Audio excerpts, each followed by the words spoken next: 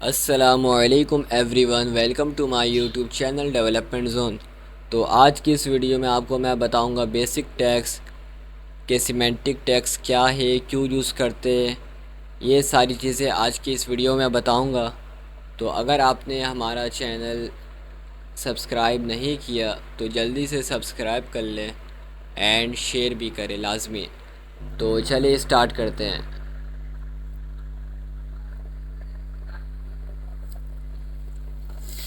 HTML5 remaining work, अभी इस version पर हम काम कर रहे हैं, इस वर्जन पर कोडिंग वगैरह करते हैं और ये लेटेस्ट वर्जन है, तो इस वजह से HTML5 का यूज़ कर रहे हैं हम।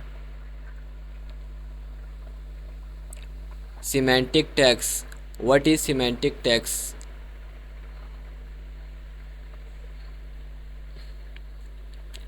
सिमेंटिक टैग्स क्या है?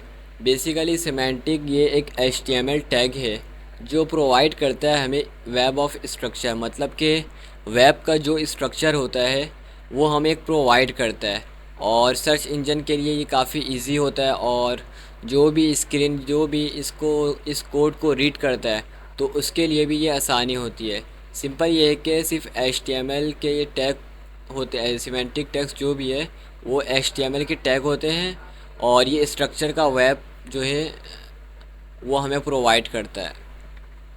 इसके बाद बात करते हैं सिमेंटिक टैग्स क्या है, क्यों यूज़ करते हैं। तो इम्प्रूव सर्च इंजन ऑप्टिमाइजेशन। तो पहले तो आप ये समझ लें कि सर्च इंजन ऑप्टिमाइजेशन है क्या। बेसिकली वेबसाइट को रैंक करवाने के लिए SEO का यूज़ किया जाता है। इससे क्या होता है कि आपकी वेबसाइट जो है बिल्कुल फर्स्ट पर आ जाती है ये रैंकिंग की वजह से। और ये दो तरीके की होती है रैंकिंग, एक होती है ऑन पेज और एक होती है ऑफ पेज। तो ये जो डिपेंड करती है ये इसी कोड पर डिपेंड करती है। तो इस वजह से SEO को भी इससे इम्प्रूव होती है। इसके बाद enhance accessibility for user with disabilities. इसका मतलब ये है कि जब आप SEO को इम्प्रूव करते हो तो उस वक्त हमें टैग्स वगैरह जो हमें मीनिंगफुल जो टैग्स होते हैं वो हमें इससे आसानी होती है SEO करने में। अब जैसे कि अगर मैं हेडर की बात करूं, जिस तरह सिमेंटिक टैग्स में हेडर होते हैं, नेविगेशन बार, मेन सेक्शन, ये सारी चीज़ें होती है। तो SEO में हमें फ़ायदा ये होता है कि जो SEO कर रहा होता है तो जाहिर सी बात है वो पहले उस कोड को रीड करता है। तो रीड करने के लिए जो टैग्स वगैरह यूज़ किया जाता है उस टैग्स के थ्रू उसे और आसानी हो जाती है SEO करने में। थर्ड पॉइंट ये है कि provide a clear structure of web pages. तो ये हमें एक प्रोवाइड करता है इस वेब पेजेस के स्ट्रक्चर का हमें क्लियर। अब जैसे कि अगर मैं बात करूँ, हेडर का मतलब होता है हेड, मतलब के ऊपर, ये समझ लिया। अगर सर की मैं बात करूँ एक इंसान की, तो हेड का मतलब होता है सर, फुट का मतलब होता है पाँव। तो इसी तरीके से वेब पेजेस के भी हर सेक्शन के नाम्स होते हैं। जिस तरह अगर मैं बात करूं कि वेबसाइट में मुझे एक इमेज लगानी है स्लाइडर वाली, तो अगर मैं उसको HTML में बात करूं तो उसे कैराउज़र कहते हैं। तो ये सारी का हमें मीनिंगफुल नेम दिया हुआ है। इस मीनिंगफुल नेम से ये होता है कि हमें और इजीली समझ में आ जाता है कि हम इस यहाँ पर क्या करने वाले हैं। अब जिस तरीके से अगर हमें कोई इमेज वगैरह यूज़ करना है तो उसके लिए जो हमें इमेज की शॉर्ट फॉर्म करे तो IMG बनती है। तो इससे हमें इजीली समझ आ जाता है कि ये जो IMG है इसका मतलब ये कि एक इमेज है। तो जाहिर सी बात है यहाँ पर जो टैग जो यूज़ किए जा रही है वो इमेज टैग है, यहाँ से हम अपनी पिक्चर को डिस्प्ले करवाते हैं। तो ये चीज़ है। Enable better machine read ability. अब जिस तरह हमें आसानी होती है कि हमें पता चल जाता है कि नाम से पता चल जाता है कि हमें ये चीज़ें, ये टेक्स्ट क्या काम कर रही है, तो इसी तरह ब्राउज़र को भी इजी अंडरस्टैंड करता है ब्राउज़र भी। अब मैं ये बात करूँ कि इस जैसे कीबोर्ड में जितने भी कैरेक्टर है, स्पेशल कैरेक्टर्स हो गए, अल्फ़ाबेट्स हो गए, तो ये सारी चीज़ के पीछे एक बैकवर्ड पे इसके पीछे एक कोडिंग है। उस कोडिंग को, क्योंकि मशीन ये जो कीबोर्ड में ABC कोई भी अल्फ़ाबेट्स वगैरह लिखते हैं तो ये इस अल्फ़ाबेट्स को नहीं समझता, इसके पीछे जो नंबर है उस नंबर को समझता है। तो ये इसलिए इसे मशीन लैंग्वेज भी कहा जाता है। ये मशीन लैंग्वेज समझता है कंप्यूटर, तो इसी वजह से कहा जाता है इसे, क्योंकि इसके बैक पर कोडिंग होती है। अगर आपने सी प्रोग्रामिंग पढ़ी होगी तो उसमें आपने आस्की कोड पढ़ा होगा, आस्की। तो अब जैसे अगर मैं स्मॉल a की बात करूँ तो ये इसके स्मॉल a इसके पीछे जो कोड है वो 97 है, इसके पीछे जो नंबर है वो 97 है। ए से स्टार्ट होता है 97। इसी तरह हर स्पेसिफिक कैरेक्टर, हर स्पेशल कैरेक्टर्स के पीछे एक नंबर दिया हुआ होता है। और जो ब्राउज़र होता है वो यही ब्राउज़र जो मशीन लर्निंग जो हम टेक्स्ट लिख रहे होते हैं, तो ये हमें तो वाज़ेह तौर पर ये टेक्स्ट दिख रहा होता है, बट इसके पीछे ये कोडिंग को समझ रहा होता है, ना कि टेक्स्ट को समझता है। और इसके बाद ये कि support future proofing and backwards compatibility. इसका मतलब ये कि ये जितने भी हम टैग्स वगैरह यूज़ करते हैं, सिमेंटिक टैग्स, तो ये प्रीवियस वर्जन हो या इसके बाद जो वर्जन आएगा, तो ये सारे वर्जन पर ये कंपेटिबिलिटी है, मतलब कि सपोर्ट करता है। अब जैसे कि अगर जैसे अभी HTML5 वर्जन यूज़ किया जा रहा है, अब HTML6 आ जाता, तो इससे ये नहीं होगा कि आपने जो सिमेंटिक टेक्स्ट यूज़ किया है वो उस ब्राउज़र पर सपोर्ट नहीं करे। उस ब्राउज़र पर भी सपोर्ट करेगा और उसमें कुछ न्यू फीचर्स वगैरह ऐड हो गए होंगे, वो अलग सी बात है, वो अलग एक चीज़ है। पर यह है कि आपने जो भी कोड लिखा है, ये अगले जो भी आपका वर्जन आएगा उसमें भी ये वर्जन सपोर्ट करेगा, ये वाले टेक्स्ट सारे सपोर्ट करेंगे। तो इसकी एग्जांपल मैं देता हूँ कि एग्जांपल जैसे कि हेडर हो गया, ये सारे सिमेट्रिक टेक्स्ट में आते हैं। हेडर हो गए, नेव, इसी तरह main, section, article, aside, footer और भी बहुत सारे हैं। पर जो ज़्यादातर जो यूज़ किया जाता है वो सिर्फ इन चीज़ों का, इन टेक्स्ट का यूज़ किया जाता है। अब इसका मेन पर्पस क्या है? This tags have define the different parts of our web pages. मतलब कि ये जितने भी यहाँ पर टैग्स दिए हुए हैं, ये हर एक अलग अलग पार्ट को, एक अलग अलग सेक्शन को ये डिफ़ाइन कर रहा होता है। अब मैं आपको इस फिगर में, डायग्राम में समझाता हूँ कि सबसे पहले सिमेंटिक टैग्स में हम जो यूज़ करते हैं वो हेडर, ये जो एरिया कहलाता है ये हेडर कहलाता है। हेडर, अब जैसे यहाँ पे ये समझ लें कि यहाँ पर ई कॉमर्स की कोई भी वेबसाइट है और यहाँ पर ई कॉमर्स वेबसाइट का नाम दिया हुआ है। अब इसके बाद यहाँ पर जो यूज़ किया है नेव बार, इसका मतलब ये है कि यहाँ पर आपने होम सेक्शन दे दिया, अबाउट सेक्शन दे दिया, कॉन्टेक्ट सेक्शन दे दिया, इसी तरह सर्विसेज दे दिया, तो प्रोफाइल दे दिया। तो ये सारी चीज़ें जितनी भी आती है वो नेव टैग में, वो नेव बार के अंदर आती है। इसके बाद आपने यहाँ पर जो भी टैग्स वगैरह लिखना है तो उसके लिए आपको ये टैग यूज़ करना है, असाइड टैग्स। इसी तरह इसके बाद यहाँ पर ये एक मेन, एक ये समझ लें कि एक ये मेन सेक्शन दिया हुआ है, दो सेक्शन है, ये एक ये सेक्शन है और एक ये सेक्शन है। तो इस ये एक मेन सेक्शन दिया हुआ है, उस मेन टैग दिया हुआ, उस मेन टैग के अंदर ये दोनों चीज़ें आती है, आर्टिकल और सेक्शन। फिर बात करूँ मैं आर्टिकल की, तो आर्टिकल के अंदर एक फिगर और एक पैराग्राफ टैग यूज़ किया जाता है और लास्ट में जो है फुटर यूज़ किया जाता है। तो ये आपको एक तरीके से डिफ़ाइन किया हुआ है प्रोग्राम में, आपको विजुलाइज़ किया हुआ है इस पिक्चर्स के थ्रू, ताकि आपको इजी समझ में आ जाए। इसके बाद जो नॉन सिमेंटिक HTML टैग होते हैं वो होते हैं दो, एक होते हैं डिफ टैग और एक होते हैं स्पैन। अब यहाँ पर जितने भी यहाँ पर जो चीज़ यूज़ की हुई है, सबसे पहले एक मेन डिफ लेंगे हम, ठीक है, ये समझ लें ये एक मेन डिफ है। इस मेन डिफ के अंदर जितने भी डिफ होते हैं वो सब यूज़ करते हैं। अब जैसे अगर मैं असाइड पर काम कर रहा तो इस पर भी एक मैं डिफ लूँगा। इसी तरीके से मैं अगर मेन का काम कर रहा हूँ तो इसकी एक अलग डिफ होगी, इसकी अलग डिफ होगी। तो ये सब चीज़ की अलग अलग डिफ होगी। डिफ का मतलब ये होता है कि डिवाइड करना, पार्ट में कन्वर्ट कर देना। बहुत सारी चीज़ें होती है उसको हम क्या करते हैं, डिवाइड कर देते हैं सेक्शन वाइज। तो ये डिफ का काम होता है। और सबसे पहले एक मेन डिफ लेते हैं। और स्पैन ये होता है कि आप ये समझ लें किसी भी एक, जैसे एक पैराग्राफ दिया हुआ, उस पैराग्राफ में एक वर्ड्स है, अब उस वर्ड्स को हमें स्टाइल देनी है, तो उस स्टाइल देने के लिए स्पैन टैग यूज़ करते हैं।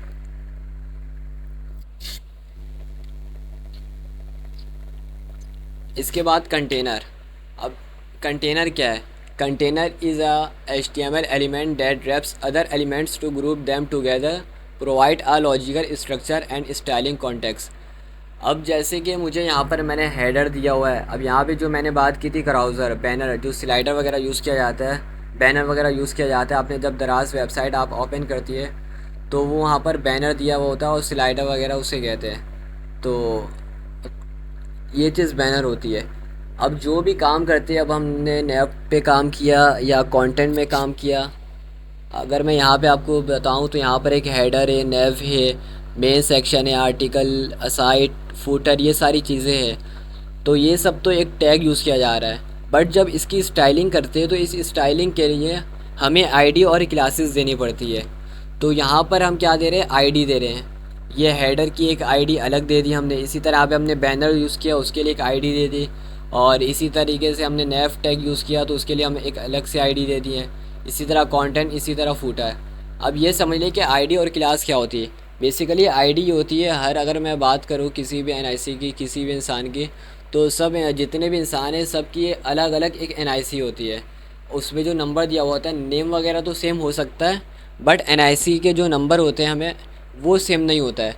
तो ये एक यूनिक होता है। इस वजह से हमें हेडर में जो हमें काम करना है या फूटर में काम करना है, जो नेविगेशन बार में जो हमें काम करना है, तो ये सब की एक अलग अलग चीज़ होती है। एक अलग से ये समझ लें कि इसका जो डिज़ाइन होता है वो हर किसी में नहीं होता है। ये बिल्कुल ही एक यूनिक होता है। तो इस वजह से हम आईडी यूज़ करते हैं। और क्लासेस जो होती है वो सेम होती है। अगर मैं स्टूडेंट की बात करूं, एक क्लास पे 50 स्टूडेंट हैं, तो उन तमाम की जो आईडी, जो भी रोल नंबर है वो आईडी कहलाएगा। और अगर मुझे ये करना है कि इन तमाम चीज़ों के, आप ये समझ लें कि जो टीचर जो है वो टीचर एक आईडी है और स्टूडेंट जो है वो क्लास है। और अगर मैं स्टूडेंट की बात करूँ तो स्टूडेंट की जितनी भी आईडी है वो सबकी आईडी सेम नहीं होगी, वो सबकी अलग अलग आईडी होगी। तो वो आईडी कहलाएगी उसकी रोल नंबर। लेकिन जब मैं बात करूँ स्टूडेंट और टीचर के दरमियान, तो टीचर जो वो एक यूनिक होगा, कोई भी एक टीचर होगा जो पढ़ाने वाला होगा। और स्टूडेंट जो होंगे बहुत सारे होंगे स्टूडेंट। तो स्टूडेंट को आप क्लास समझ लें और टीचर को आईडी समझ लें, क्योंकि टीचर यूनिक होता है, एक ही होगा। और जो क्लास में जो स्टूडेंट होंगे वो बहुत सारे होंगे। तो इस वजह से हमें आईडी जो है वो एक यूनिक करनी होगी।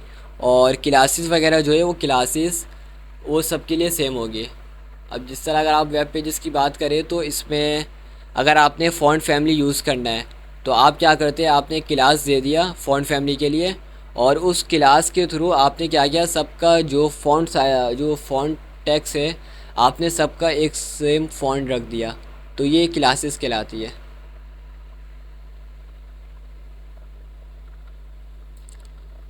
अब कंटेनर क्यों यूज़ करते हैं, ग्रुप रिलेटेड एलिमेंट्स टुगेदर, मतलब कि एक साथ जितने भी एलिमेंट्स वगैरह होते हैं उनके लिए हम कंटेनर का यूज़ करते हैं और अप्लाई करते हैं। ज़ाहिर सी बात है, जब आपने यहाँ पर एक आईडी यूज़ किया फूटर का, तो यहाँ पर ज़ाहिर सी बात है आप फूटर पर जो डिज़ाइन देंगे वो एक अलग से डिज़ाइन करेंगे। उसके लिए कंटेंट का एक अलग डिज़ाइन होगा, इसी तरह नेविगेशन बार का एक अलग डिज़ाइन होगा। तो ये सारी चीज़ें एक अलग अलग है। उसके बाद create a logical structure of the document, ये एक लॉजिकल स्ट्रक्चर होता है। जब आप आईडी क्लासेस वगैरह देते हो और स्टाइल वगैरह करते हो तो हर की एक अलग अलग लॉजिक होती है और इसकी हर की अलग अलग एक डॉक्यूमेंट होती है। तो उसके हिसाब से हम ये यूज़ कर रहे होते हैं। और ये है कि इससे ये होता है कि कोड, आपकी जो कोड जो भी दिया हुआ है उससे रीडर को जो आसानी होता है, बस ये है। इसके बाद ये है कि कंटेनर जो है वो क्लास है और टैग है। तो बेसिकली जो कंटेनर है वो एक क्लास है, क्योंकि जो हमने टैग यूज़ किया है, जितने भी टैग यूज़ किए हैं उसके बाद एक क्लास देते हैं और उस क्लास के अंदर हम उसका नाम देते हैं, कुछ भी नाम हमने दे दिया कंटेनर वगैरह। तो ये है। और क्लास को एक्सेस करते डॉट से और आईडी को एक्सेस करते हैशटैग से। ये रहा, आईडी को जो एक्सेस करते वो हैशटैग से एक्सेस करते और क्लास को डॉट से करते हैं।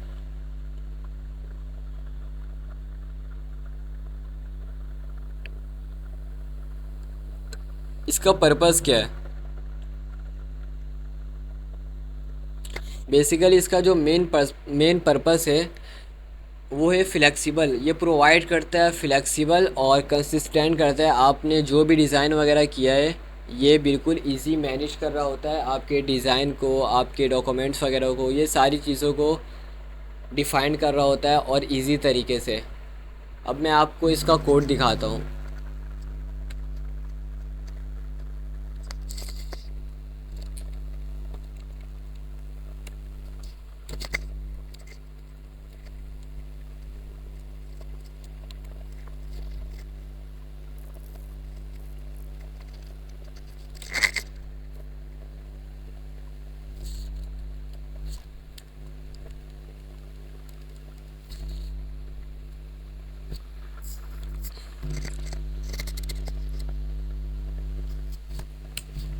सबसे पहले मैंने यहाँ पर हेडर दे दिया, उस हेडर के अंदर मैंने एक नेव टैग यूज़ किया है और उसमें मैंने फिर एक अनऑर्डर लिस्ट यूज़ किया। उसके बाद मैंने उसके अंदर एक लिस्ट यूज़ कर लिया, क्योंकि अनऑर्डर लिस्ट जब यूज़ करते हैं तो उसके लिए जाहिर सी बात है एल टैग यूज़ किया जाता है, इसका मतलब लिस्ट आइटम है। यह हेडर का काम कंप्लीट हो चुका है यहाँ से यहाँ तक। इसके बाद हमने मेन सेक्शन में काम करना है। मेन टैग हमने यूज़ किया, उसके अंदर सेक्शन आ गया, सेक्शन के अंदर फर्स्ट हेडिंग दे दी हमने, उसके बाद उसको एक पैराग्राफ दे दिया। इसके बाद हमने एक साइड यूज़ किया, साइड टैग, और उसके बाद हमने मेन सेक्शन को क्लोज कर दिया, मेन टैग को। उसके बाद हमने सिंपल फुटर यहाँ पर यूज़ कर लिया। अब इसको लाइव चलाते हैं। तो बेसिकली ये अभी इतना सा काम किया हुआ है। अब जब आप इसको स्टाइलिंग वगैरह देंगे तो अब उसके बाद यहाँ पे जो स्ट्रक्चर मैंने दिखाया था, ये जो स्ट्रक्चर है इस तरीके से हम काम करेंगे। यहाँ पर आईडी देंगे, मिसाल के तौर पर मैं यहाँ पर एक आईडी देता हूँ। यहाँ पे मैंने यूज़ किया आईडी और हेडर। तो अब मैं इसको जो यूज़ करूँगा, इसको एक्सेस करने के लिए मैं हेडर हैश टैग से यूज़ करूँगा।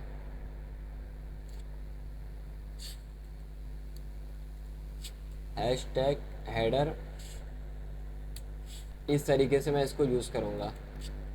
और यहाँ पर मैंने बैकग्राउंड कलर दे दिया इसी तरीके से। और मैं इसके साथ जो क्लास यूज़ करूँगा, सिंपल मैंने हेड लिख दिया। और अब यहाँ पर मैं आता हूँ, यहाँ पर मुझे क्लास एक्सेस करने के लिए मुझे डॉट हेड डॉट कीवर्ड मुझे यूज़ करना होगा क्लास एक्सेस करने के लिए। और यहाँ पर मैंने फ़ॉन्ट साइज़ दे दिया और फ़ॉन्ट फैमिली भी दे देता हूँ।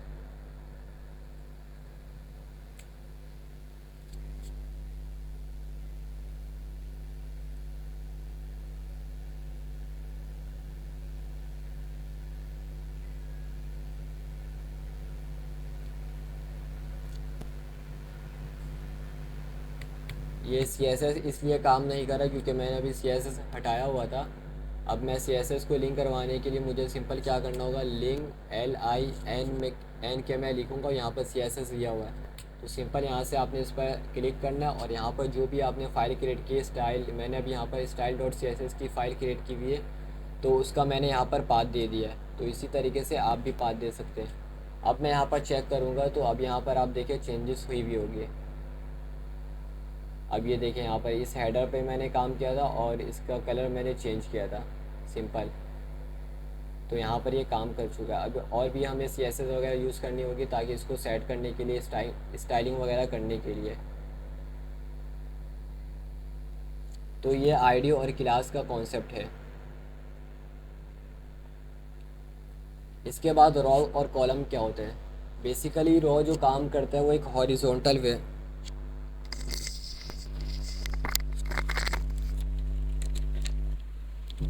बेसिकली रॉ और कॉलम जो एक है, दो अलग अलग चीज़ है। रॉ जो है हॉरिजॉन्टल काम करता है लेआउट वगैरह के लिए। Row is a horizontal container that holds column used to layout in a grid system. अब देखिए यहाँ पर जो भी दी हुई है चीज़ें, यहाँ पर आप यहाँ पर जैसे ये आपका फर्स्ट रॉ दिया हुआ है तो ये एक रॉ दी हुई है। और अगर मैं कॉलम की बात करूँ तो ये जितने भी यहाँ पर दिए हुए हैं ये कॉलम दिए हुए। जैसे यहाँ पर कॉलम जो है 1 2 3 4 5 6 7, यहाँ पे 7 कॉलम दिए हुए। और रॉ की मैं बात करूँ तो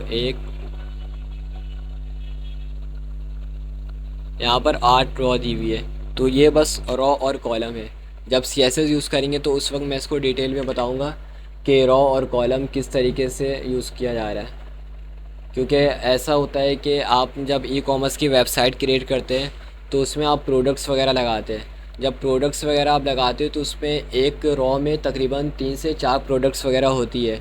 तो वो एक कॉलम में होती है, अलग अलग कॉलम में होती है। रॉ एक होती है पर वो अलग अलग कॉलम में होती है वो सारी प्रोडक्ट्स वगैरह। अच्छा, रॉ और कॉलम से क्या होता है, इसके यूजेस क्या है? रॉ और कॉलम से ये होगा कि आपकी जो वेबसाइट है वो बिल्कुल रिस्पॉन्सिव बनती है, और आपका जो कोड है वो आगे पीछे नहीं होगा। जिस तरह अभी मैंने एक टास्क दिया था हमने, अनऑर्डर लिस्ट और ऑर्डर लिस्ट, तो काफ़ी ने वो टास्क किया था, पर मसला ये हो रहा था सेंटर करने में पॉइंट वगैरह, जो अनऑर्डर लिस्ट में जो पॉइंट हमें शो करती है बाय डिफ़ॉल्ट, वो हमने उसकी टाइप स्क्वायर करवा दिया था। तो स्क्वायर जो टाइप है वो किसी की आगे आ रही थी और किसी के पीछे पीछे आ रही थी। क्यों आ रही थी? क्योंकि बिकॉज़ किसी के अल्फ़ाबेट्स वगैरह कम थे और किसी के अल्फ़ाबेट्स ज़्यादा थे, तो इस वजह से। अगर मैं इसको दो कॉलम में रख दूँ तो इसके एक ये अलाइनमेंट, एक ये बिल्कुल अलाइनमेंट पर आ जाएगी। तो इसलिए रॉ एंड कॉलम का यूज़ किया जाता है। इसके बाद आप इजी मैनेज कर सकते हैं स्पेसिंग वगैरह, जितने भी स्पेस वगैरह होती है उसको आप इजी मैनेज कर लेते हैं। और जो भी साइज़ वगैरह होती है डिवाइसेस की, अब जैसे मोबाइल का साइज़ अलग होता है, इसी तरह लैपटॉप की बात करूँ तो उसका साइज़ अलग है, और डेस्कटॉप की बात करूँ उसका साइज़ अलग है। हर लैपटॉप के साइज़ अलग अलग होती है। अब मैं साइज़ का मैं आपको यहाँ पर बताता हूँ। यहाँ पर मैंने राइट क्लिक किया और नीचे इंस्पेक्ट ऑप्शन देता है, यहाँ पर मैं जाता हूँ।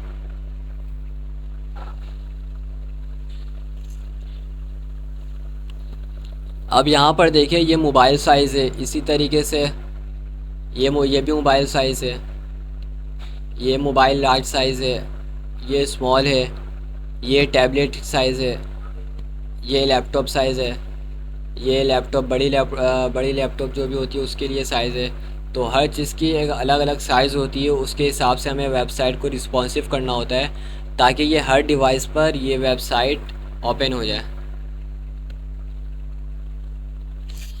अब मैं जितना इसको स्क्रॉल करूँगा ये अपने हिसाब से स्पेस ले लेगा ऑटोमेटिक, तो इसलिए हमें ये बिल्कुल रिस्पॉन्सिव करना होता है।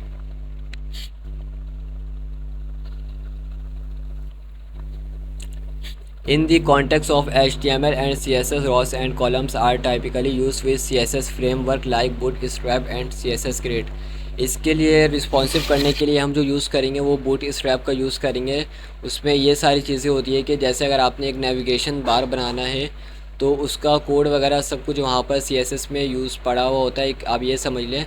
और वहाँ से आपको कॉपी करना है उस कोड को और अपने वेबसाइट पर पेस्ट कर देना है। और जो भी आपको नाम देना है, होम देना है, अबाउट देना है, सेक्शन देना है, कॉन्टैक्ट अस देना है, जो भी देना है आप वहाँ से आप नाम चेंज कर सकते हैं। बाकी सब कुछ वहाँ पर किया हुआ होता है।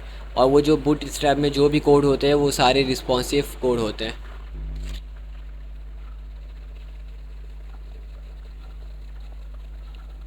इसके बाद बटन क्या है?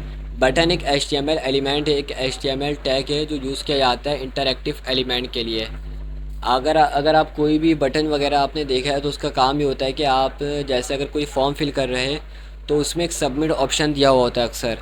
तो उस सबमिट वो एक बटन दिया हुआ था और उस सबमिट बटन पर क्लिक करने से वो आपने जो भी फॉर्म फिल किया है वो सेंड हो जाता है। तो ये एक बटन का काम है। इसके बाद बटन जो है वो टाइप है, क्लास है, टैग है। बटन क्या है? तो बटन बेसिकली एक HTML टैग है and can also be use as a type attribute. मतलब कि एक बटन तो एक ऑब्वियसली सी एक टैग भी है।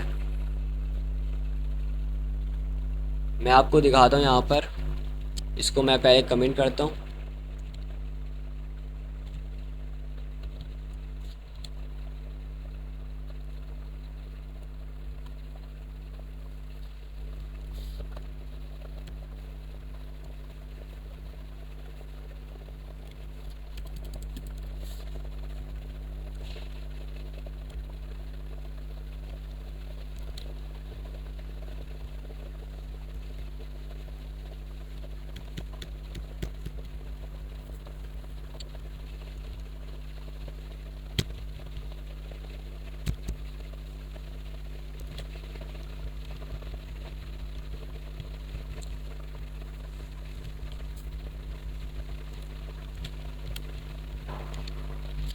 अब ये देखिए यहाँ पर ये जो बटन यूज़ किया हुआ है, ये बटन जो है टैग है। और उसके बाद एक इनपुट टाइप लिया हुआ है, इनपुट टैग लिया हुआ है। और इस टैग में भी एक टाइप दिया हुआ है बटन। तो ये बटन जो है एक टैग भी यूज़ किया, एक टैग के तौर पर भी यूज़ किया जाता है और एक टाइप की तरह भी यूज़ किया जाता है। और यहाँ पर क्लास भी, तो आप इसको तीनों तरीके से आप इसे यूज़ कर सकते हैं।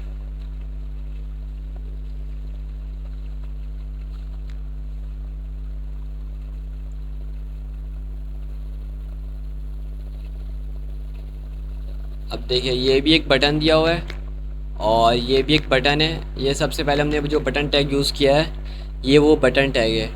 उसके बाद ये जो हमने यूज़ किया है, ये एक इनपुट टाइप है। और ये जो हमने यूज़ किया है, ये एंकर है, एंकर टैग है। मतलब कि ये लिंक लगाने के लिए हम यूज़ करते हैं। तो ये एक बटन भी है, इनपुट टाइप, एक टाइप भी है बटन की, और एक क्लास भी है। ये क्लास हमने खुद बनाई है।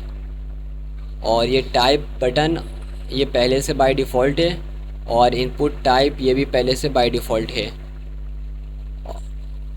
और इसके बाद मैंने जो आपको अभी बताया है रॉ एंड कॉलम, तो इसकी भी एग्जाम्पल एक ले लेते हैं।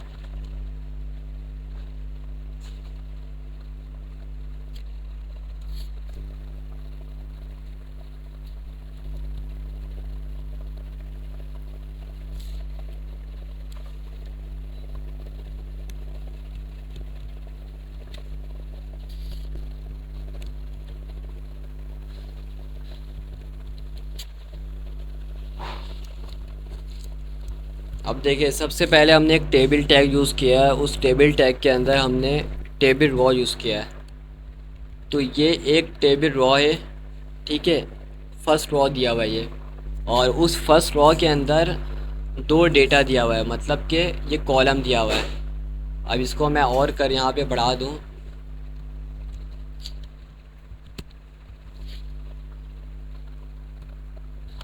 अब यहाँ पर मैंने 4 कॉलम दे दिया है, ठीक है। और यहाँ पर मैंने 2 कॉलम दिया है सेकंड रॉ में। अब मैं इसको देखता हूँ। अब ये आपका फर्स्ट रॉ दिया हुआ है, ये आपका फर्स्ट रॉ हो गया। टेबल रॉ, टी आर का मतलब है टेबल रॉ। तो यहाँ से ये आपका ये फर्स्ट रॉ आ गया। उसके बाद हमने इसमें कितने 6 कॉलम दिए थे, तो ये रहा।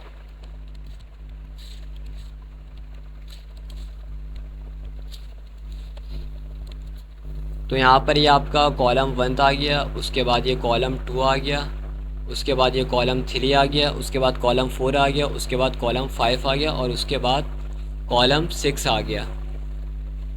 और जो सेकंड रो है उसमें मैंने सिर्फ 2 कॉलम दिया था, तो यहाँ पर सिर्फ देखिए 2 कॉलम दिया हुआ है।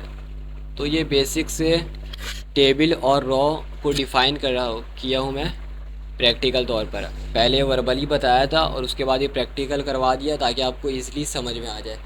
तो ये टेबल और रॉ का कॉन्सेप्ट है।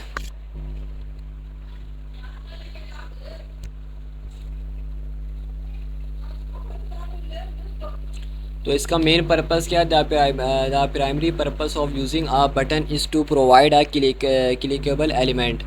मतलब इस पर जब क्लिक करते हैं तो क्या ये करता है, कोई एक एक्शन परफॉर्म करता है। जिस तरह अगर आप कैलकुलेटर की बात करें तो कैलकुलेटर में जैसे ही आप इक्वल बटन यूज़ करते हैं, इक्वल पर क्लिक करते हैं, तो आप वो एक एक्शन परफॉर्म करता है। एडिशन करेगा, या तो सब्ट्रैक्ट करेगा, या तो डिवीज़न करेगा, या मॉडुलस करेगा, ये सारी चीज़ें, या डिवाइड करेगा। तो कुछ भी चीज़ कर सकता है वो, कोई भी एक्शन कर सकता है वो। और फिर क्या करेगा, सबमिट कर देगा फॉर्म एंड नेविगेट कर देगा न्यू पेज। आपने देखा होगा जब आप फॉर्म फिल करते हैं तो उसमें आप कुछ इंस्ट्रक्शन दी हुई होती है, उसके बाद आप क्लिक करते हैं तो वो फॉर्म सबमिट हो जाता है, या तो फिर न्यू पेज हमें ओपन कर देते, न्यू पेज हमें ओपन करके दे देगा इंस्ट्रक्शन वगैरह के लिए। तो ये काम होता है, और ये यूज़र को जो बिल्कुल इंटरएक्ट करता है वेब एप्लीकेशन से। और जो मैंने बताया कि जो कैलकुलेटर जब यूज़ करते हैं और उसमें जो बटन से जो एक्शन परफॉर्म होता है, तो वो जावा स्क्रिप्ट में फंक्शन यूज़ करते हैं, उस फंक्शन के थ्रू वो एक्शन कर रहा होता है। जो हम आईडी और क्लास देते हैं, इस आईडी या क्लास के थ्रू इस पर जो भी हमें एक्शन करवाना है वो करवाते हैं। आईडी से उसको आईडी से उसकी जो भी परफॉर्मेंस है, जो भी एक्शन हमें करवाना होता है तो वो आईडी के थ्रू करवाते हैं जावास्क्रिप्ट में। इसके बाद फॉर्म्स क्या होता है? A form is a HTML element use for correct user input, allow user to enter data, make choices, submit information to server.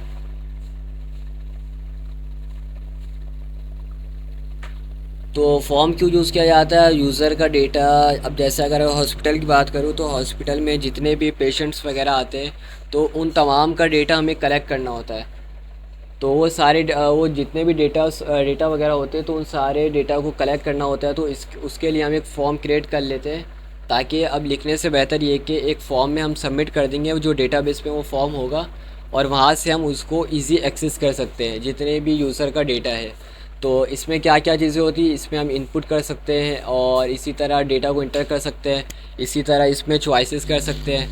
अब जिस तरीके से होता है, काफ़ी सारी चीज़ें होती है, आपको किस डॉक्टर से दवाई लेनी है तो ये आपके ऊपर चॉइस है। इसी तरह मेल या फीमेल, या आपका रेडियो बटन, या आपका जेंडर हो गया, तो ये सारी चीज़ें। उसके बाद डिफरेंट टाइप के फॉर्म होते हैं। सबसे पहला जो आपका होता है इनपुट टैग। तो इनपुट में क्या होता है, उसमें आप इनपुट में आप क्या क्या चीज़ें इनपुट कर सकते हैं। तो आप अपनी ईमेल दे सकते हैं, इसी तरह पासवर्ड दे सकते हैं, इसी तरह रेडियो बटन, चेक बॉक्स, ये बटन, टाइप बटन हो गया, रिसेट बटन हो गया, ये सारी चीज़ें। इसके बाद ये है कि आप जब इनपुट करते हैं, इनपुट करने से पहले कुछ ना कुछ टेक्स्ट लिखा होता है। अगर नेम आपको इनपुट करना है तो सर्च बार जो आपको सर्च दिया हुआ होता है उससे पहले एक नेम लेबल लगा हुआ होता है, एक हेडिंग दिया हुआ होता है, ताकि आपको इजी समझ में आ जाए कि आपने यहाँ पर नेम लिखना है। तो ये आपका लेबल जो होता है वो नेम कहलाता है। उसके बाद टाइप स्पेसिफाई करते हैं। सबसे पहले टाइप क्या हो सकती है, टेक्स्ट टाइप हो सकती है, इसी तरह ईमेल एक टाइप है, चेक बॉक्स एक टाइप है, रेडियो एक टाइप है। उसके बाद हम इनपुट फाइल में एक आइडेंटिफाई करते हैं कि जो इनपुट फाइल है ये सर्वर साइड से होती है, मतलब कि जो भी हम इनपुट करते हैं ये बैकएंड से, हमारा जो भी वेबसाइट है, जो भी एप्लीकेशन या फॉर्म्स वगैरह है, तो वो बैकएंड से कनेक्ट किए हुए होते हैं, ताकि जब हम फॉर्म सबमिट करें तो वो डायरेक्ट बैकएंड पर चले जाए। और उसके बाद ये होता है प्लेस होल्डर। जिस तरह आपने देखा होगा, आपने जब फॉर्म फिल करते हैं, या फेसबुक की अगर एग्जांपल ले लें, तो फेसबुक में क्या होता है, जैसे ही आप लॉगिन करने के लिए जाते हैं तो उसमें कुछ टेक्स्ट लिखा होता है, उसे प्लेस होल्डर कहते हैं। जैसे कि inter your name, inter your roll number, तो ये सारी चीज़ें प्लेस होल्डर कहलाती है, जो हमें हल्के से टेक्स्ट पे दिख रही होती है। और जैसे ही आप कोई भी एक टेक्स्ट उसमें यूज़ करते हैं, कोई भी आपने एक अल्फ़ाबेट उसमें इनपुट किया, तो वो टेक्स्ट हट जाता है। अच्छा, फॉर्म क्यों यूज़ करते हैं? तो फॉर्म बेसिकली यूज़र का डेटा कलेक्ट करने के लिए यूज़ करते हैं, और यूज़र जो इंटरेक्शन होता है काफ़ी। और इसी तरीके से जो यूज़र है वो इनपुट हमें वैलिड डेटा वगैरह हमें देगा। इसी तरह जो भी डेटा वगैरह होगा उस डेटा को सबमिट करने के लिए हमें बैकएंड की ज़रूरत होती है। तो ये जो डेटा होता है वो सारा बैकएंड पर जाता है, और ये वेब एप्लीकेशन के लिए इसे यूज़ किया जाता है। अब मैं यहाँ पर बताता हूँ। एक सिंपल फॉर्म दिया हुआ है, नेम, ये आपका लेबल है, ये आपका लेबल दे दिया, और यहाँ पर लेबल में आपको नेम दे दिया, आपने यहाँ पे इनपुट देना है। उसके बाद यहाँ पे जेंडर दे दिया, जेंडर में आपका मेल फीमेल हो गया। इसी तरह कंट्री में आपका ऑप्शन है कि आपने कौन से कंट्री पर आपने जाना है, कौन से कंट्री के हो आप। इसी तरह आपने यहाँ पर सिटी दे सकते हो। इसी तरह आप यहाँ मैसेज में कुछ भी मैसेज दे सकते हो, और उसके बाद यहाँ पे एक चेक बॉक्स दे दिया, और उसके बाद यहाँ पर आपने सबमिट कर दिया। अब मैं इसकी रियल लाइफ एग्जांपल यहाँ पर देता हूँ, ताकि आप लोगों को ईज़ी से समझ आ जाए।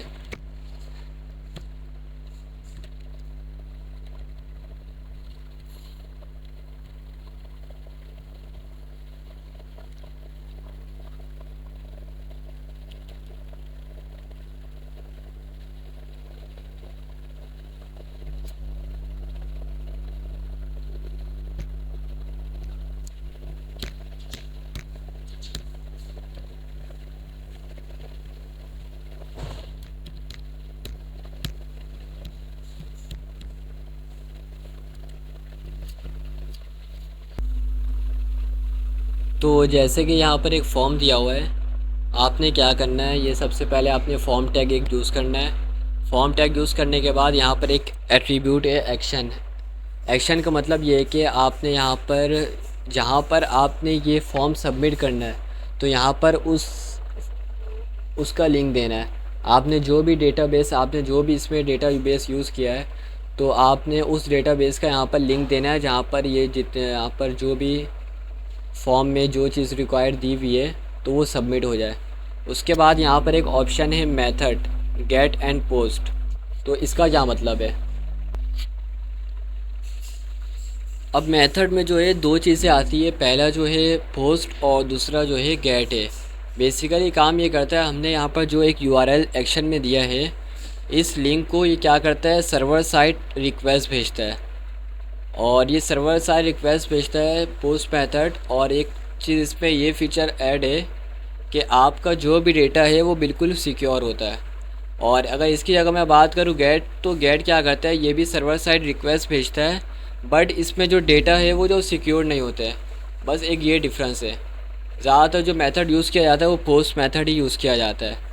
उसके बाद हमने यहाँ पर एक लेबल दे दिया, लेबल में हमने नेम लिख दिया और यहाँ पे इनपुट दे दिया, इनपुट में हमने टाइप जो है टेक्स्ट कर दिया और उसके बाद आईडी दे दिया, नेम दे दिया। और इस रिक्वायर का मतलब ये कि ये फिल करना लाजमी है। आपने अक्सर देखा होगा फॉर्म में अगर कोई आप नाम वगैरह छोड़ देते तो वो सबमिट नहीं होता है। क्यों सबमिट नहीं होता? वो इस वजह से सबमिट नहीं होता क्योंकि वो रिक्वायर्ड होता है, ये करना लाजमी है।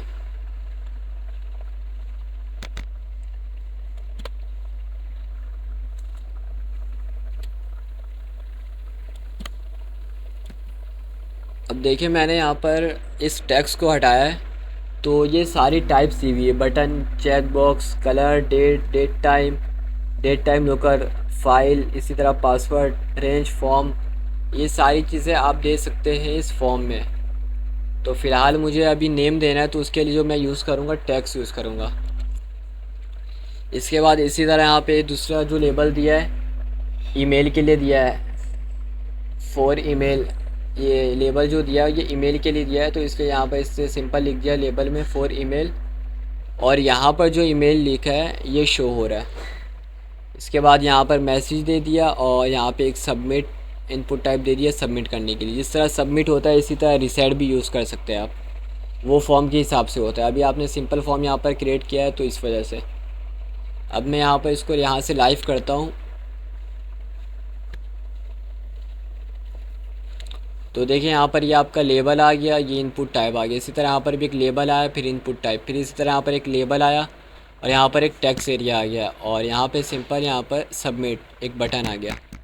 अभी फ़िलहाल यहाँ पे मैं यहाँ पर सबमिट कर रहा हूँ तो देखिए यहाँ पे सबमिट नहीं हो रहा है, सब में हमने रिक्वायर्ड लगा दिया है। अब देखें यहाँ पर मैंने जो ईमेल दिया है, टाइप क्या दिया था मैंने, ईमेल दिया था, तो इस वजह से यहाँ पर अगर मैं @ यूज़ नहीं करूँ तो ये एक्सेप्ट नहीं करता क्योंकि ईमेल में लाजमी है कि @ होना चाहिए। अब मैं यहाँ पर @ डालता हूँ, उसके बाद मैं सबमिट करता हूँ तो अब यहाँ पर क्या कह रहा है, इनकम्प्लीट, ईमेल जो है इनकम्प्लीट है, सही नहीं है। तो वो जो ईमेल होनी चाहिए बिल्कुल परफेक्ट। अब मैं यहाँ से मैं ईमेल देता हूँ, सबमिट करता हूँ तो अभी ये कह रहा है यहाँ पर भी सबमिट करना है तो अब ये सबमिट हो जाएगा।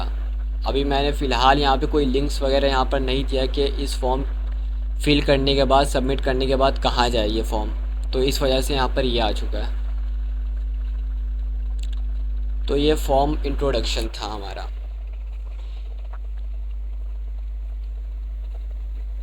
इसके बाद CSS क्या है?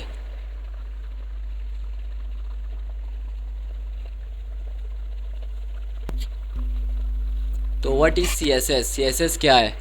और CSS जिस तरह HTML5 वर्जन यूज़ कर रहे हैं HTML में, तो इसी तरीके से CSS के भी वर्जन होते हैं। तो अभी हम जो CSS यूज़ कर रहे हैं वो CSS3 है। तो CSS full form cascading style sheets is a styling language. एक स्टाइलिंग लैंग्वेज है जो यूज़ किया जाता है कंट्रोल के लिए, लेआउट वगैरह जितने भी लेआउट होते हैं वेब पेजेस के, तो वो सारी चीज़ें यूज़ करने के लिए, स्टाइलिंग करने के लिए या फ़ॉन्ट साइज़ देने के लिए, कलर देने के लिए या हुवर करने के लिए। आपने अक्सर देखा होगा कहीं पर भी आप अगर कोई फॉर्म वगैरह फिल कर रहे होते या कोई वेबसाइट है तो जैसे अब यहाँ पर CSS3, अब जैसे ही मैं यहाँ पर CSS3 में जाऊँगा और मैंने अगर हुवर मैंने यूज़ किया हुआ है CSS में, तो इससे क्या होगा, यहाँ पर बिलिंग करने ये लग जाएगा, या तो इसके पीछे कोई बैकग्राउंड शो हो जाएगा। अब वो मेरे ऊपर है कि मैं इसके बैकग्राउंड पर क्या देता हूँ। तो बस बेसिकली हुवर का काम ही होता है कि किसी भी टैक्स पर किसी भी टैक्स पर जब हुवर करते हैं तो उस पर मुझे कुछ दिखाना हो, कोई कलर वगैरह या कुछ भी, तो वो आपका हुवर कहलाता है। अच्छा, इसका बेसिक पर्पस क्या है, यूजिंग पर्पस। तो मेन पर्पस यही है कि स्टाइल हमें करनी होती है, हम लेआउट को कंट्रोल करते हैं, इसी तरह विजुअलाइज करते हैं स्टाइलिंग को, और ताकि यूज़र जो है कोई भी वेबसाइट यूज़र देखते साथ अट्रैक्ट हो जाए। मतलब कि आपने देखा होगा कोई पोस्ट ऐसा होता है, कोई भी पोस्टर वगैरह या बैनर्स वगैरह, तो उसमें कलर इस तरीके से यूज़ किया जाता है, इस तरह विजुलाइज़ किया जाता है, या डिज़ाइन को इस तरीके से अट्रैक्टिव बनाया जाता है, यूज़र क्या देखते साथ बिल्कुल अट्रैक्ट हो जाए। तो जाहिर सी बात है, जब यूज़र आपकी वेबसाइट से अट्रैक्ट होगा तो आपकी लाजमी सी बात है वो शेयर करेगा, अपने सर्कल्स में शेयर करेगा, ताकि और सबको बताएगा कि ये देखिए ये कैसी वेबसाइट है, इस तरह की मुझे वेबसाइट बनवानी है। तो इस तरीके से, तो ये आपका इसका मेन पर्पज़ है।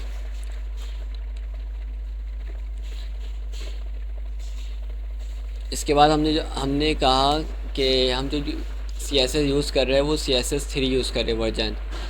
क्यों यूज़ कर रहे हैं? क्योंकि web design end user experience with new features such as, इसमें काफ़ी ज़्यादा फीचर्स वगैरह यूज़ किए हुए हैं, जैसे कि advance selector and layouts option. ये पहले ऑप्शन नहीं थे सिलेक्टर्स के, अब इसमें फ़ीचर्स में ऐड हो चुके हैं। इसी तरह विजुअल इफेक्ट, शेडोज़ और ग्रेडियंट्स वगैरह, एनिमेशंस वगैरह। आपने देखा होगा अक्सर टेक्स्ट वगैरह ऐसे होते हैं जिसमें 3-4 कलर मिक्स किए हुए होते हैं और उसमें शेडोज़ वगैरह दिए हुए होते हैं। तो ये सब क्या है, ये सारे फीचर्स CSS3 में। इसी तरह मीडिया क्यूरीज, ये सबसे इम्पॉर्टेंट चीज़ है। मीडिया क्यूरीज इसलिए वजह से यूज़ करते हैं, मैंने जब आपको दिखाया था इंस्पेक्ट करके वेबसाइट पर, तो हर का एक अलग अलग साइज़ होता है। जैसे कि अगर आप बात करें, मोबाइल साइज़ अलग है, लैपटॉप साइज़ अलग है, इसी तरह कंप्यूटर साइज़ अलग है। अगर कोई बड़ा टैबलेट या छोटा टैबलेट वगैरह यूज़ किया करता है तो उसका अलग साइज़ होता है। से फिर इसी तरीके से डिफरेंट्स मोबाइल है तो सब डिफरेंट्स मोबाइल के अलग अलग साइज़ होते हैं सारे मोबाइल के। तो ये सारी चीज़ें रिस्पॉन्सेस में आती है और ये करना लाजमी है आपकी वेबसाइट, क्योंकि अगर आपने जैसे वेबसाइट बनाया और वो आपने वेबसाइट क्रोम पर आपने रन किया हुआ है, अब क्रोम पर तो वो सही शो कर रहा है, बट आप अगर आप उसे यूज़ करते हो मोबाइल पर, तो इससे क्या होगा, आपका जो भी टैक्स है वो एक तरीके से पिछक जाएगा, या आप ये समझ लीजिए वो टैक्स जो है बिल्कुल हाफ़ हो जाएगा, पूरा टैक्स दिखेगा नहीं। तो इस वजह से ये काफ़ी ज़्यादा इम्पॉर्टेंट है। इसी तरह improve typography and font control. तो इसमें ये है कि कोई भी बाहर से, मतलब कि थर्ड पार्टी लाइब्रेरीज वगैरह यूज़ कर सकते हैं फ़ॉन्ट के लिए, अलग से कोई भी फ़ॉन्ट उठा सकते हैं और उस फ़ॉन्ट को उठाने के बाद अपने फ़ोल्डर पर डालते हैं और उसके बाद वहाँ से कोई भी फ़ॉन्ट फैमिली दे सकते हैं। इसी तरह ये इंटरेक्शन होता है, मतलब कि यूज़र जो है वो देखते साथ स्टाइल, जब जाहिर सी बात है जब आपकी स्टाइल आपने अच्छी दी हुई होगी तो देखते साथ यूज़र अट्रैक्टिव होंगे आपसे। CSS3 provides more flexibility, creativity and functionality of building visually appealing and interactive web application, ये सारी चीज़ें। तो बेसिकली HTML जो काम करता है वो एक स्केलेटन, ये समझ लीजिए स्केलेटन है। या आप एग्जांपल ले लें घर की, अब जब घर वगैरह बनाया जाता है तो घर बनाने से पहले एक पूरा स्ट्रक्चर क्रिएट किया जाता है, तो वो जो स्ट्रक्चर पूरा क्रिएट किया जाता है वो HTML कहलाता है। और CSS की मैं बात करूँ तो जब उस घर पर कलर वगैरह किया जाता है, तो ये जो जितने भी कलर्स वगैरह, एनिमेशंस वगैरह जो भी दी जाती है, तो ये सारी चीज़ें CSS कहलाती है। और अगर हम जावा स्क्रिप्ट की बात करें तो जावा स्क्रिप्ट बेसिकली घर के अंदर जितने भी डोर्स या विंडोज़ वगैरह हैं, तो ये बेसिकली एक फंक्शनैलिटी हमें दे रही है, तो ये आपका जावा स्क्रिप्ट है। इसके बाद 3 टाइप्स होते हैं CSS के, ये मैंने पहले भी बताया था, अब दोबारा अगेन बता दे रहा हूँ कि सबसे पहला जो है वो इनलाइन CSS। तो 3 तरीके CSS होते हैं, इनलाइन CSS, इंटरनल CSS और एक्सटर्नल CSS। तो जो इंटरनल CSS है वो स्टाइल करते हैं apply directly to HTML element using style, मतलब कि डायरेक्टली हम यूज़ कर रहे होते हैं टैग में। अब जैसे मैं यहाँ पर बताता हूँ आपको, ये मैंने फॉर्म लिया, इस फॉर्म में एक और मैंने एट्रीब्यूट दिया स्टाइल, और यहाँ से मैं इसका कलर दे देता हूँ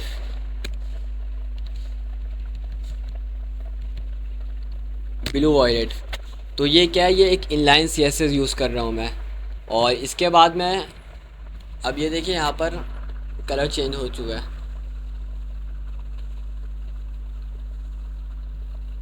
अब इसके बाद इंटरनल CSS क्या है, embedded CSS styles defined with in HTML document using style tag. तो जहाँ पर हेड टैग यूज़ किया जाता है,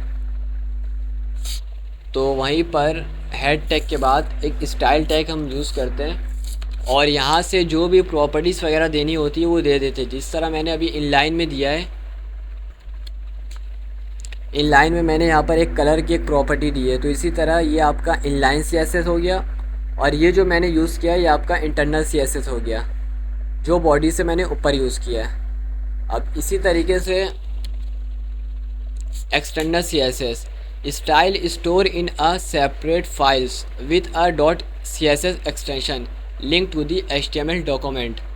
अब सबसे पहले मैं क्या करता हूँ, एक्सटर्नल CSS के लिए यहाँ पर जाऊँगा, और यहाँ पर जाने के बाद यहाँ पर देखिए न्यू फाइल मुझे होवर करने पर टेक्स्ट दे रहा है एक, और यहाँ पर न्यू फोल्डर का दे रहा है टेक्स्ट मुझे। तो यहाँ से आप फोल्डर क्रिएट कर सकते हैं और यहाँ से आप फाइल क्रिएट कर सकते हैं। तो सिंपल आपने यहाँ पर क्लिक करना है और यहाँ पर आपने दे दिया simple.css। तो ये एक फ़ाइल क्रिएट हो चुकी है, एक सेपरेट फ़ाइल ये क्रिएट हो गई। अब मुझे ये लिंक करवाना है, तो लिंक करवाने के लिए मैं आऊँगा HTML फाइल पर, और हेड टैग के अंदर मैं यूज़ करूँगा लिंक टैग। तो यहाँ पर सिंपल मैं लिखता हूँ LI। अब जैसे ही मैंने LI लिखा तो ये काफ़ी सारी चीज़ें मुझे सजेस्ट कर दिया, तो मुझे अभी CSS फाइल अटैच करवानी है। तो मैं क्या करूँगा, यहाँ पर CSS लिंक CSS पर जाऊँगा और क्लिक कर लूँगा। तो अब यहाँ पर मुझे रिलेटिव में मुझे क्या दे दिया, स्टाइल शीट दे दिया, और यहाँ पर मैं उसका लिंक दूँगा यहाँ पर जो मैंने फ़ाइल क्रिएट की है। तो सिंपल आपने क्या करना है, और ये सबसे अच्छा तरीका होता है कि आपने सिंपल डॉट और स्लैश करने से क्या होगा कि यहाँ पर इस फोल्डर पर जितनी भी फ़ाइल पड़ी हुई है वो सारी की फ़ाइल आपको यहाँ पर शो कर देगा। तो मुझे अभी CSS की फ़ाइल लिंक करवानी है, तो यहाँ पर CSS की दो फाइल है, पहली जो स्टाइल फाइल है और दूसरी सिंपल। तो मैंने अभी जो क्रिएट की है फ़ाइल वो सिंपल की है, तो मैं सिंपल यहाँ पर सिंपल वाली फ़ाइल पर जाता हूँ और इंटर प्रेस कर देता हूँ। तो ये फ़ाइल अटैच हो चुकी है। अब मैं यहाँ से इसको लिंक मैंने करवा दिया। अब मैं यहाँ पर आता हूँ और यहाँ पर मैं कलर दे देता हूँ। बॉडी टैग मैंने यूज़ किया बॉडी, और यहाँ पर मैंने सिंपल दे दिया कलर।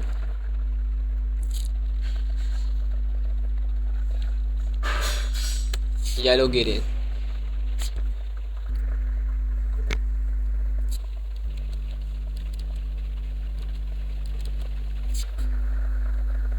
यहाँ पर मैं एक टैग यूज़ करता हूँ H1।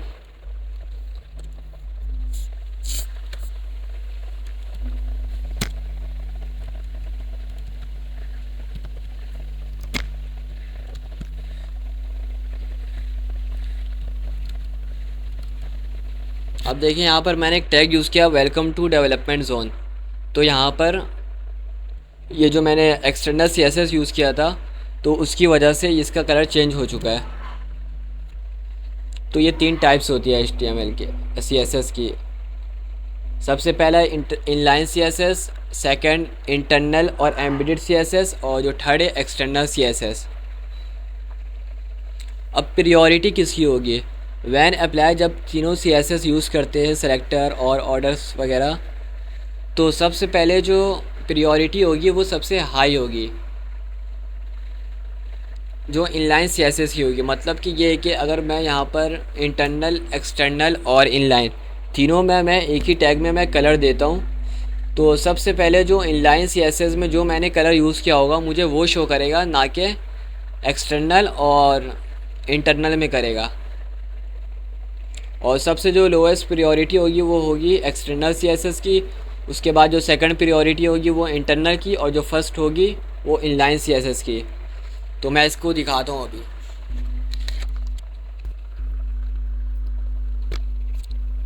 मैं सिंपल यहाँ पर आता हूँ और यहाँ पर मैं सिंपल लिखता हूँ कलर,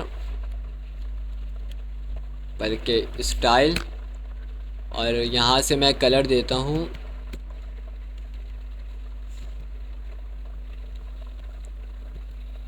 चॉकलेट। इसको मैंने यहाँ से कलर दे दिया चॉकलेट H1 टैग को।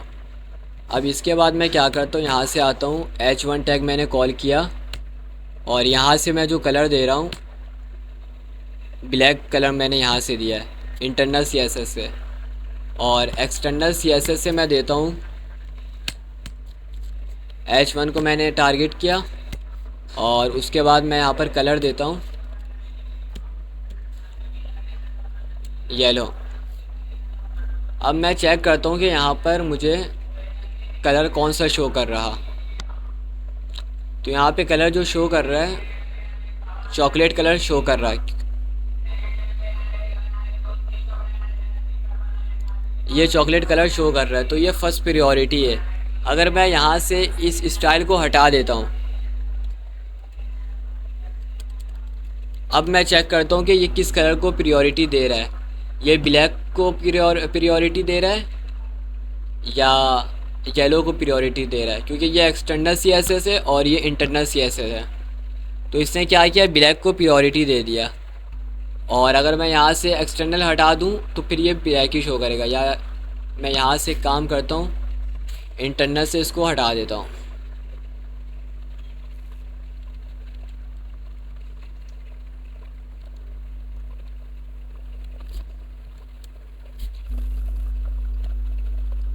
तो अब यहाँ पर मुझे येलो दे दिया इसने। तो ये 3 सीएसएस है और सबसे प्रायोरिटी मतलब कि सबसे ज़्यादा जो करीब होता है उसी की प्रायोरिटी होती है इसमें।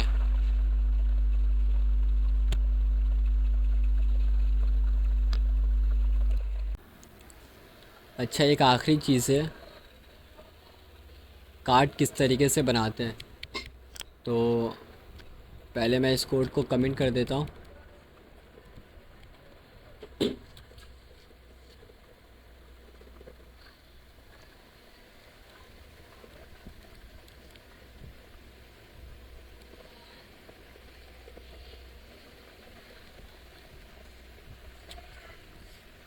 इस कोड को फ़िलहाल मैंने कमेंट कर दिया। अब सबसे पहले मैंने क्या किया, एक मेन डिफ लिया है, ये देखिए, ये यहाँ से स्टार्ट हो रही है, स्टार्ट है ये डिफ, और यहाँ पर एंड है। ठीक है, तो इस डिफ के अंदर मैंने 3 डिफ लिया है, और इस जो फर्स्ट डिफ है, जो मेन डिफ है, इसको मैंने क्लास दे दी है रॉ। उसके बाद एक और डिफ बनाया मैंने, और उस डिफ को मैंने क्लास दे दी कार्ट, और उसके बाद मैंने एक इमेज लगाई है, और उसके बाद दोबारा उसके अंदर एक डिफ लिए क्लास, और उसको मैंने क्लास दे दी कार्ड कंटेंट के नाम से। इसी तरह इसके बाद मैंने एक हेडिंग दिया है H2, और यहाँ पे कार्ड 1 लिख दिया, उसके बाद इसका पैराग्राफ लिख दिया, और इस एंकर टैग में मैंने लर्न मोर कर दिया, मतलब कि और डिटेल में ये बताई गई, और जो भी इसकी डिटेल है वो चीज़ बता देंगे। अब इसी तरह सिंपल मैंने क्या किया, उसके बाद ये डिफ मैंने कॉपी किया और उसके बाद यहाँ पे पेस्ट कर दिया, और उसके बाद मैंने यहाँ पे लिख दिया ये कार्ड 2 है। इसी तरह यही डिफ मैंने यहाँ से कॉपी किया और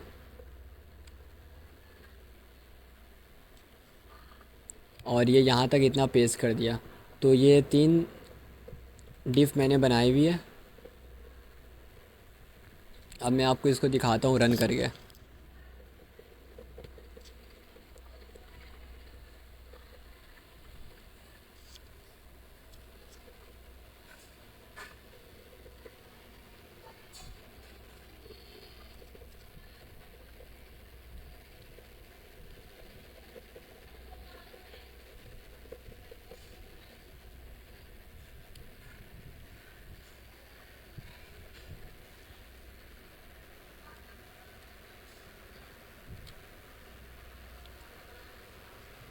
अब देखिए सिंपल मैंने एक मेन डिफ लिया था, ये आपका मेन डिफ है। और उसके अंदर फिर एक और डिफ लिया था। फिर मैंने उसके अंदर एक इमेज दे दी, फिर एक हेडिंग दे दिया, और इसके बाद मैंने एक पैराग्राफ दे दिया। पैराग्राफ देने के बाद सिंपल मैंने क्या किया, इस लर्न मोड पे जाता हूँ तो मुझे और इसकी बायोडाटा वगैरह मुझे सारी शेयर कर देगा। इसके बाद आप यहाँ पे अगर जैसे आप ई कॉमर्स की वेबसाइट बना रहे हैं तो यहाँ पर आप क्या यूज़ कर सकते हैं, इंसर्ट और डिलीट टैग यहाँ पे यूज़ कर सकते हैं। तो यहाँ पर प्राइसेस आपने देखा होगा अक्सर वेबसाइट में एक प्राइस जो होती है वो कटी हुई होती है, और एक प्राइस जो होती है वो रियल होती है। तो कटी हुई प्राइस जो आती है वो डिलीट टैग से यूज़ करते हैं, और ये आपको मैंने पिछली वीडियो में बताया था। और इंसर्ट टैग के लिए, इंसर्ट टैग जब आप यूज़ करें तो उसकी रियल प्राइस यहाँ पर शो हो जाएगी। तो इस तरीके से कार्ड बनाते हैं। और इसकी मैं CSS की बात करूँ तो यहाँ पर सबसे पहले मैंने एक क्लास दी है रॉ। तो इस क्लास रॉ को मैं यहाँ पर एक्सेस करता हूँ।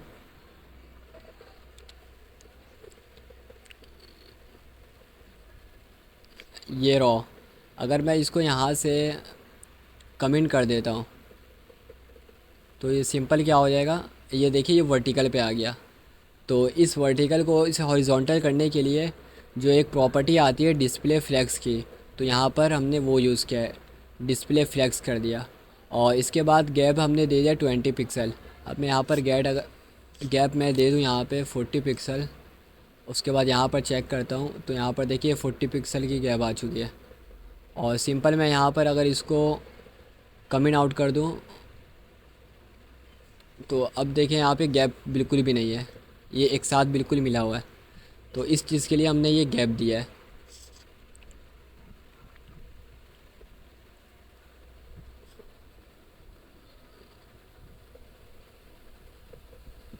उसके बाद हमने ये कार्ड, एक जो मैंने कार्ड बनाया उस कार्ड के लिए मैंने एक क्लास बना दी कार्ड। तो सिंपल मैं यहाँ पर आता हूँ इस कार्ड में, और यहाँ पर चेक करता हूँ कार्ड कहाँ है। ये रहा कार्ड। तो मैंने क्लास बनाई है कार्ड के नाम से मैंने क्लास बनाई है।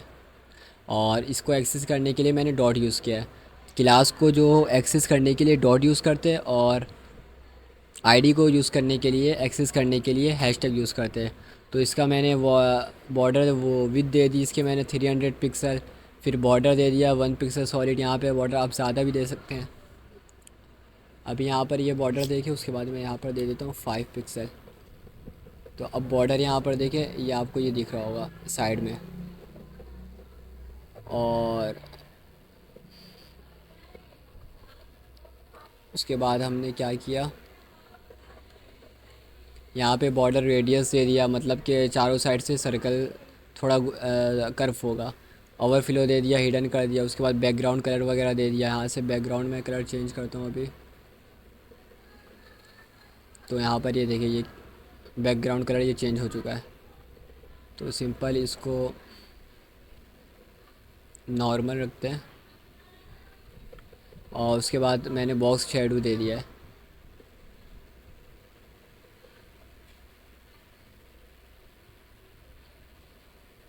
उसके बाद मैंने क्या किया, यहाँ पे ये कार्ड का काम अब एंड हो चुका है। अब मैं क्या करता हूँ, यहाँ पे मैंने उसके बाद एक सिंपल इमेज दे दी जिसकी विड्थ जो है 3 पिक्सल है और 300 पिक्सल है, और हाइट जो है 200 पिक्सल है। इसके बाद मैंने एक और क्लास दी कार्ड कंटेंट। तो कार्ड कंटेंट यहाँ पर क्या काम कर रहा, तो मैं सिंपल आता हूँ कार्ड कंटेंट में।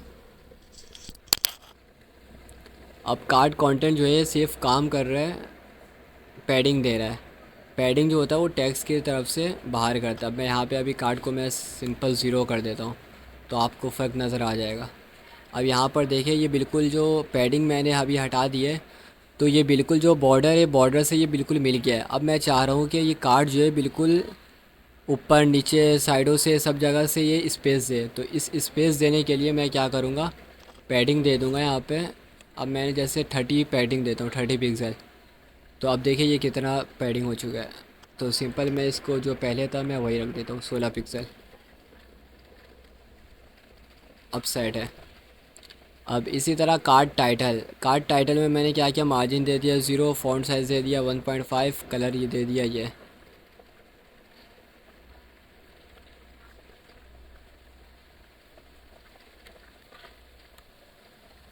तो ये देखिए ये कार्ड का इसको एक्सेस कर रहा हूँ मैं। इसका कलर वगैरह चेंज किया, मार्जिन वगैरह चेंज किया, मार्जिन वगैरह दिया और फ़ॉन्ट साइज़ दे दिया। इसको मैं पिक्सल में भी दे सकता हूँ, तो पिक्सल में देने के लिए मुझे क्या करना होगा, मैं दे देता हूँ 28 पिक्सल। तो अब देखें यहाँ पे कार्ड का जो साइज़ है 28 पिक्सल हो चुका है। इसके बाद मैंने एक पैराग्राफ लिया तो यहाँ पे उसके बाद मैंने एक और बनाया है कार्ड। कार्ड टेक्स्ट के नाम से इसको मार्जिन दे दिया मैंने 10 पिक्सल, फ़ॉन्ट साइज़ दे दिया, कलर दे दिया। तो इस तरीके से आप सिंपल कार्ड बना सकते हैं। उसके बाद ये कार्ड बटन है, इसको भी हमने एक क्लास दे दी और उसके बाद ये बटन जो है काम कर रहा है।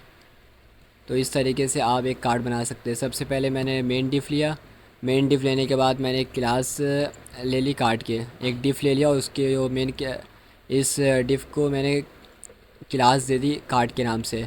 और उसके बाद मैंने एक इमेज दे दी, इमेज की विथ हाइट दे दी। उसके बाद मैंने एक और डिफ लिया, उसमें एक हेडिंग दे दिया, एक पैराग्राफ दे दिया और उसी में एक मैंने दे दिया एंकर टैग। अब देखिए आप सब जितने भी यहाँ पर टैग वगैरह यूज़ कर रहे हैं तो सब में मैंने क्लास दी हुई है। अब यहाँ पे कार्ड 1 के लिए मैंने क्या दे दिया, एक कार्ड टाइटल दे दिया। कार्ड का टाइटल क्या हो सकता है, इसी तरह मैंने पैराग्राफ दिया तो कार्ड का टेक्स्ट क्या होगा। अब जैसे आप ये समझ लें कि एक इसकी मेन डिफ बनाई मैंने, सबसे पहले एक मेन डिफ बनाई कार्ड की, ई कॉमर्स की प्रोडक्ट की बना रहा हूँ, ठीक है। इसके बाद यहाँ पर मैंने क्या किसी भी प्रोडक्ट की पिक्चर दे दी और उसकी साइज, उसका विथ और हाइट जो भी वो मैंने दे दिया। फिर मैंने एक और डिफ बनाया जिसके अंदर हेडिंग आ जाएगी, पैराग्राफ आ जाएगी और उसका एक बटन आ जाएगा। तो उसका मैंने कार्ड कंटेंट का मैंने क्लास दे दिया। उसके बाद मैं क्या कर रहा हूँ, सिंपल मैंने जो प्रोडक्ट नेम है उस प्रोडक्ट नेम का मैंने एक उस प्रोडक्ट नेम को मैंने क्लास दे दी और उस क्लास के ज़रिए मुझे प्रोडक्ट का जो टेक्स्ट है, जो हेडिंग है, उसका जो भी साइज़ वगैरह करना है, कलर करना है, तो वो सब हम CSS से करते हैं, यहाँ से HTML से नहीं करते। तो इसलिए हमने क्या किया, इसको एक क्लास दे दी। इसी तरह हमने एक जैसे पैराग्राफ है, यहाँ पे डिटेल लिखी हुई है प्रोडक्ट की, तो मैंने क्या किया, इस डिटेल में एक और क्लास दे दी। अब इसी तरह एक ये बटन है, तो इस बटन के लिए भी मैंने एक क्लास दे दी। मतलब कि हम जो भी पैराग्राफ वगैरह यूज़ करते हैं, जो भी करते हैं, तो सब में क्या होगा, सब में हम क्लास वगैरह देंगे। अब उसके बाद मैंने क्या किया यहाँ पर कि इसी कार्ड को मैंने कॉपी किया और बस मैंने सिर्फ क्या किया, नाम चेंज किया। यहाँ पर मैंने नाम चेंज कर दिया, यहाँ पर पिक्चर चेंज कर दी और यहाँ पर पैराग्राफ चेंज कर दिया। यहाँ पर ये भी बटन वैसे ही रहेगा और यहाँ पर टेक्स्ट चेंज हो जाएगा। बाकी यहाँ पर जो भी क्लासेस लगी हुई है, आप जितने भी यहाँ पर कार्ड बना लें, सब जगह एक ही रहेगा, सब जगह एक ही क्लास कॉल करवाई जाएगी।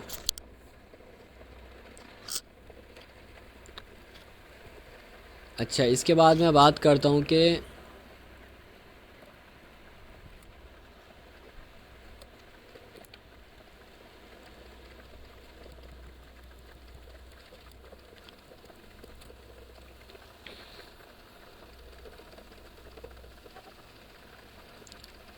अब देखिए दो तरीके के टैग होते हैं, दो तरीके के। एक टैग वो होते हैं ब्लॉक एलिमेंट और एक होते हैं इनलाइन एलिमेंट। अब इसका मतलब ये है कि ब्लॉक एलिमेंट जो भी होते हैं वो मतलब कि एक्स एक्सिस पे, ये समझ ले कि एक्स एक्सिस पर वो पूरी कवर कर लेता है। और जबकि स्पैन जो है, स्पैन अपने चाइल्ड के हिसाब से, इस मतलब कि स्पैन के अंदर जो कंटेंट है उसके हिसाब से वो स्पेस लेता है। अब सिंपल मैंने एक पैराग्राफ लिया और उस पैराग्राफ में मैंने क्या किया, समझाने के लिए मैंने इसको स्टाइल में कलर दे दिया रेड और बैकग्राउंड कलर दे दिया डार्क खाकी। और एक सिंपल यहाँ पे मैंने लॉरम एप्सम से मैंने यहाँ पर पैराग्राफ लिख दिया।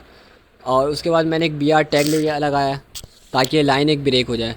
उसके बाद मैंने दो स्पैन टैग यूज़ किया है। अब दो स्पैन टैग में मैंने कलर एक में दे दिया वाइट और बैकग्राउंड कलर दे दिया ये। तो अब मैं यहाँ पर आके मैं चेक करता हूँ, तो पहले इसको मैं हटा देता हूँ।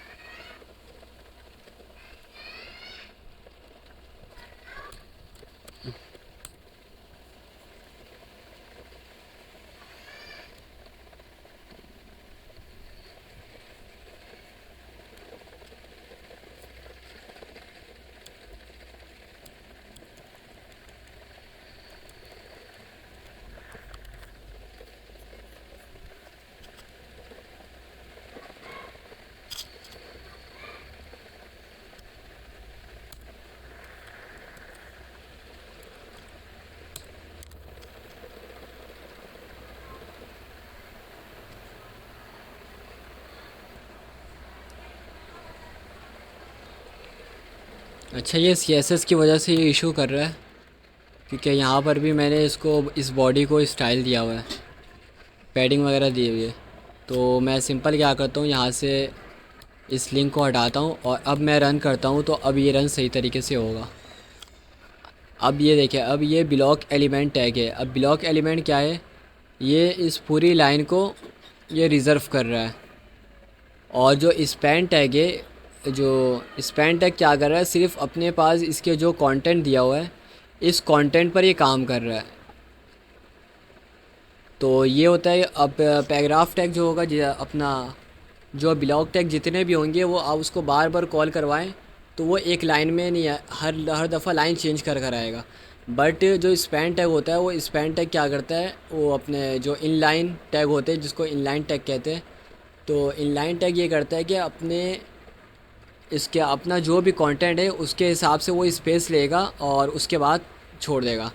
अब उसके बाद आप 10 दफ़ा अगर आप इसको लगा दें, तो यहाँ पर ये क्या होगा, इनलाइन टैग ये हमेशा एक एक एक करके आएगा। अब मैं यहाँ पर इसको दिखाता हूँ सिंपल।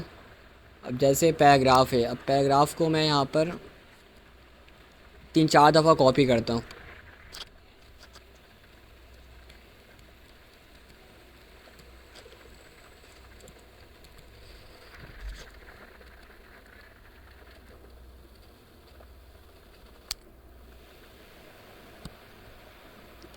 अब मैंने 4 पैराग्राफ मैंने कॉपी किया, 4 पैराग्राफ।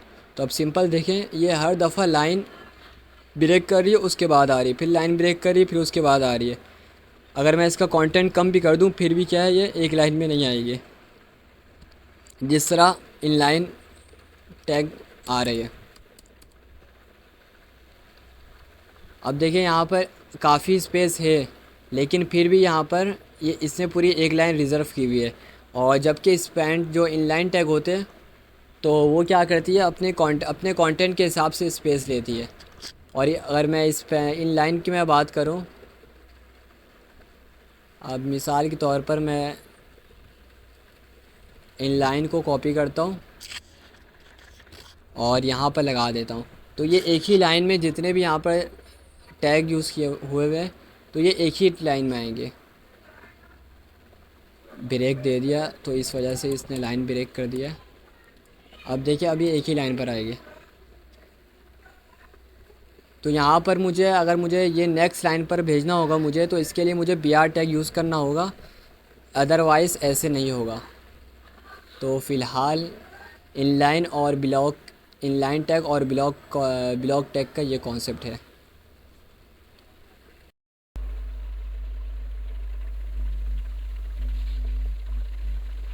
तो उम्मीद करता हूँ इंशाअल्लाह आपको ये सारे टॉपिक समझ में आ चुके होंगे।